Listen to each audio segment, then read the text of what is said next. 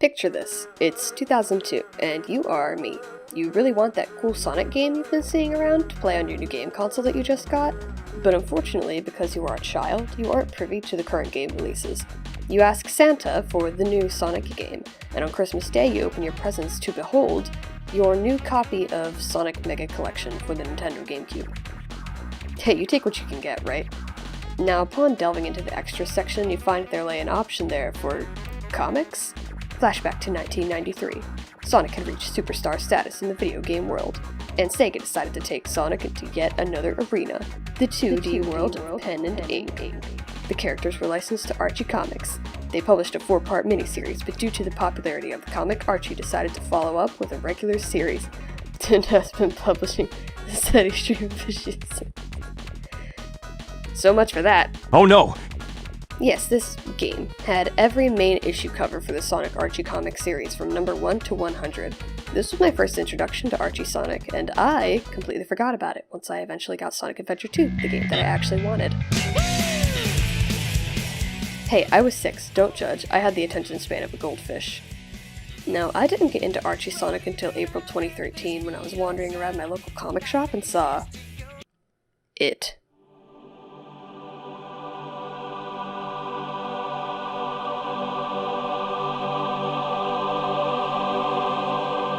Sonic and Mega Man worlds collide? We'll be talking about this crossover more in-depth eventually, but let's just say that I was immediately hooked into Archie Sonic following its publication. Lucky me, since that marked the time in the series that the entire goddamn universe got a soft reboot. Again, we'll go over it later. I hear a lot of people talk about Archie Sonic like it's this huge, intimidating sword of Damocles hanging over the head of anyone who even dare go on Mobius Encyclopedia. And it's a damn shame, because the Sonic Archie comics can be genuinely touching and even emotional to read when they're not being ridiculously melodramatic or absolutely awful. That's why today, I'd like to invite you, yes, you, fellow Sonic lover, join me on a trip through time to take an in-depth look at Archie's Sonic the Hedgehog. Well, sorta in-depth as we can get with a series like this. And yes, we're doing all of it. Main series, spin-offs, Sonic Universe, Sonic Super Specials, all of it. And this will be as much an adventure for me as it will be for you guys. I had to buy a Sonic Encyclopedia for this, I don't remember shit. So let's get started with Sonic the Hedgehog number 0 through number 18.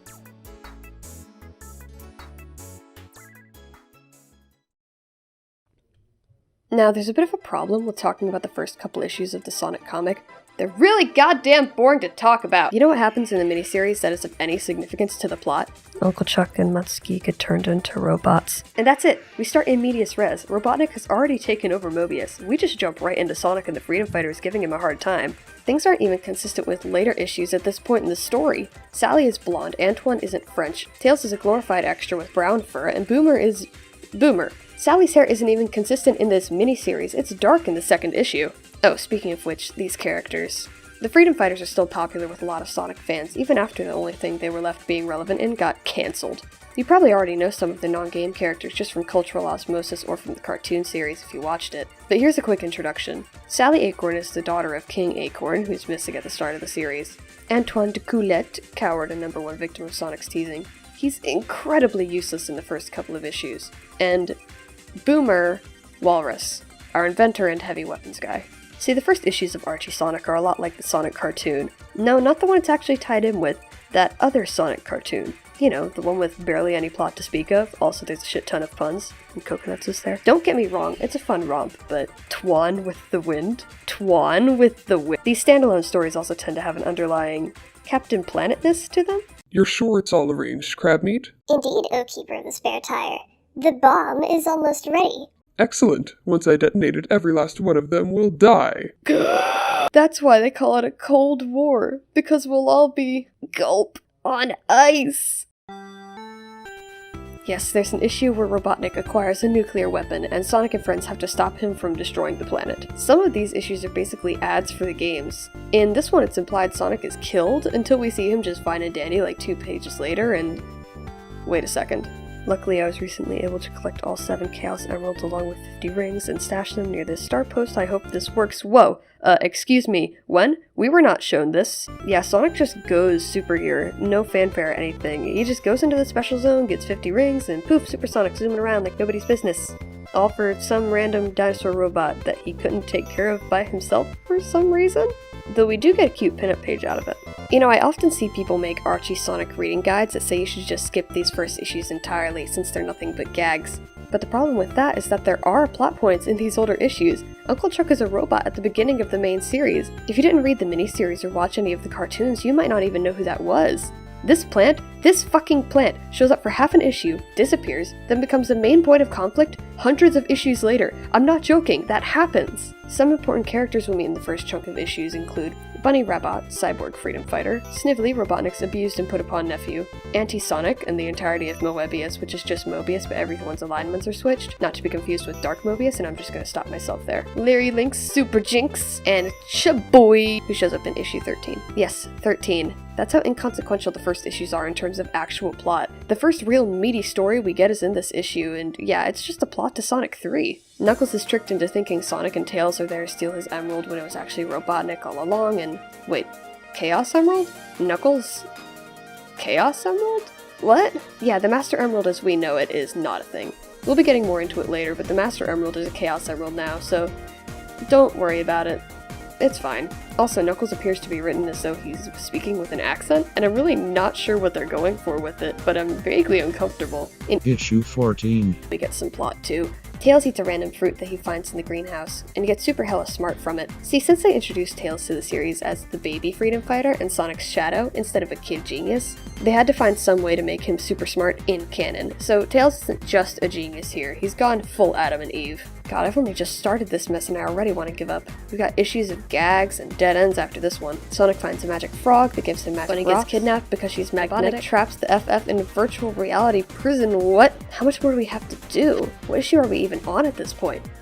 Oh, 17. 17 is good. We get some important flashbacks in 17. Sally finds the magic ball in 17, and the magic ball is important. Now we're getting some actual plot. We get to see King Acorn for the first time in this issue, as well as some background for Robotnik's takeover. Most of this issue is dedicated to a King Kong parody though, so that's kind of a shame. Finally, issue 18. This is where things get a little more like what we'll see later. Of course, the first story is a bait and switch. Leave it to Tails to hog all the action. And on our wedding day, too.